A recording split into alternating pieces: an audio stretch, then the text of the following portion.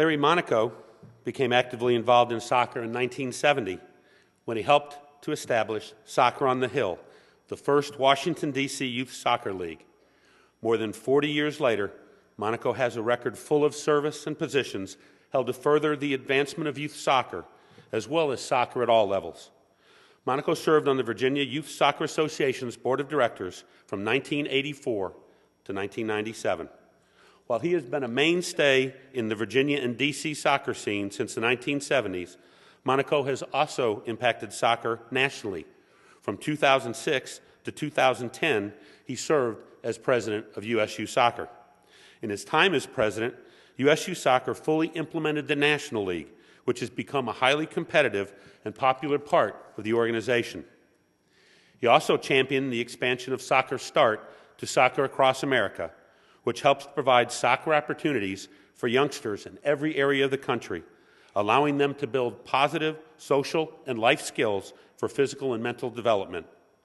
Monaco is a member of the United States Soccer Federation Appeals Committee and served as chair of the Federation Rules Committee before being elected and serving as vice president from 1994 to 1998. He is recognized as a life member of the U.S. Soccer Federation. Those who have worked with Larry have praised him for his willingness to offer advice in a variety of areas. He's developed the knowledge he passes on to others during a lifetime of promoting and advancing youth soccer and continues on that mission today. Ladies and gentlemen, it is my pleasure to introduce another dear friend, Larry Monaco, and I know, like me, you're hoping for another little Larry story. Larry Monaco.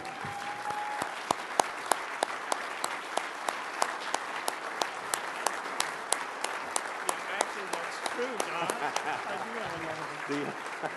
Congratulations.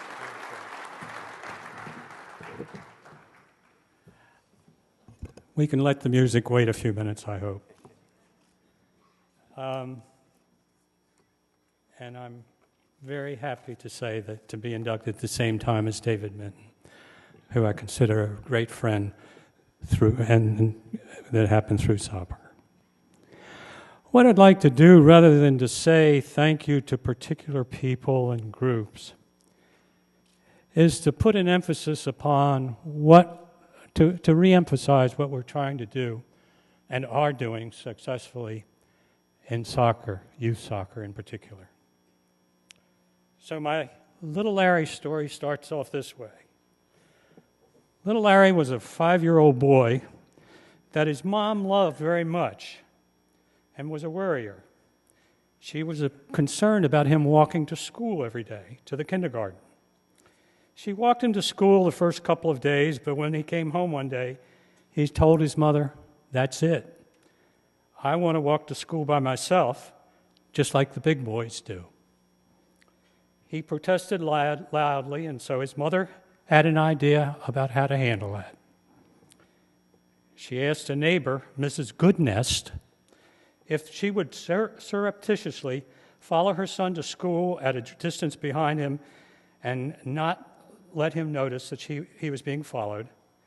And Mrs. Goodnest said, okay. The next day, Mrs. Goodnest and her little girl, Marcy, set out following behind Larry as they walked to school. As the boys walked and chatted, kicking stones and twigs, the little friend of Larry noticed that the same old lady was following them, and she seemed to do it every day of the week. Finally, he said to Larry, "Have you noticed that lady following us all week? Do you know her?" Larry nonchalantly replied, "Yeah, I know who she is." The little friend said, "Well, who is she?" "Well, that's just Shirley Goodnest." And the response was, "Shirley Goodnest? Who the heck is she, and why is she following us?" "Well," Larry explained, "every night my mom makes me say the 23rd Psalm with my prayers." And by the way, I was required to do that. And she worries about it so much. And the Psalm says, "Surely goodness and mercy shall follow you all the days of your life." so I guess I have to put up with it.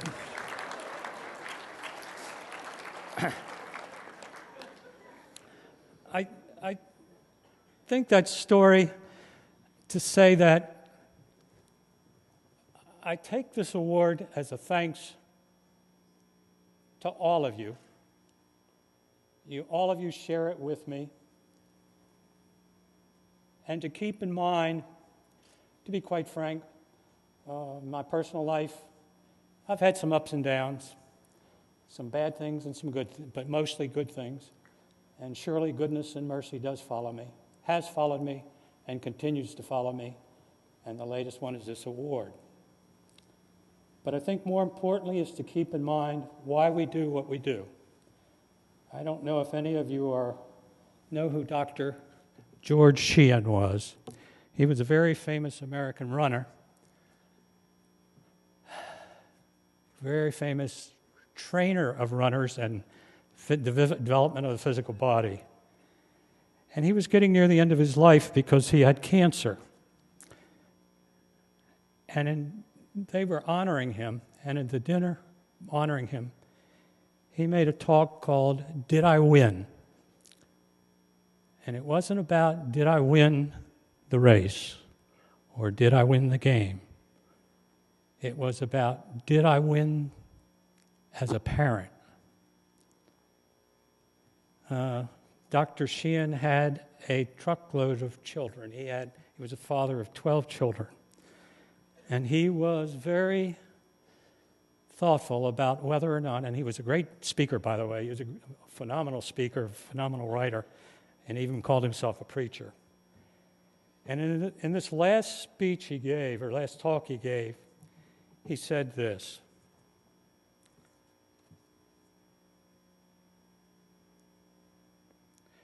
"When I look back on my 12 children, it seems like every one of them is like John Grady Cole, riding in front of their father, doing what we were born to do, doing what they were born to do. We all have to give our children freedom and education and experience to come into that country where they were born to be. Only when you find that country do you get beyond good and evil. You get to where your offering is acceptable." I look at being what we do in soccer and the development of youth players, and I hope that the youth players understand this, that while it's important to win a game and lose a game, or win a game, and it's also important to lose a game, to learn how to deal with it. But what we're trying to do is to develop our youth players to be great people. Thank you very much, and I really do appreciate this award.